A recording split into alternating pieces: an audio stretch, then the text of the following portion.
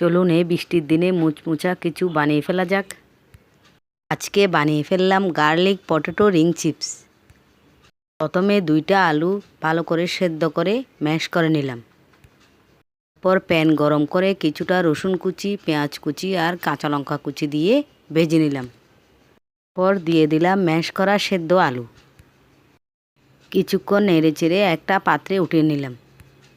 তারপর ম্যাশ করা আলুতে দিয়ে দিলাম একটুখানি হলুদের গুঁড়ো, মরিচের গুঁড়ো, পরিমাণ মতো লবণ, একটু জিরের গুঁড়ো আর কিছুটা কর্নফ্লাওয়ার। তারপর ভালো করে সবগুলো একসাথে মেখে একটি ডোর মতো তৈরি করে নিলাম। তারপর ছোট ছোট লেচি কেটে এইভাবে গোল গোল করে শেপ দিলাম। এইভাবে একই রকম করে গোল গোল করে সবগুলো বানিয়ে নিলাম।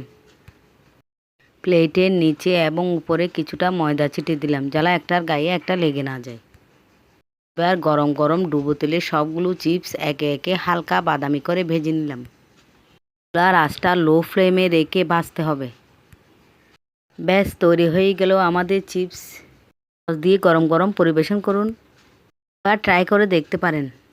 তার আগে আমাকে কিন্তু লাইক, কমেন্ট, শেয়ার দিতে ভুলবেন না।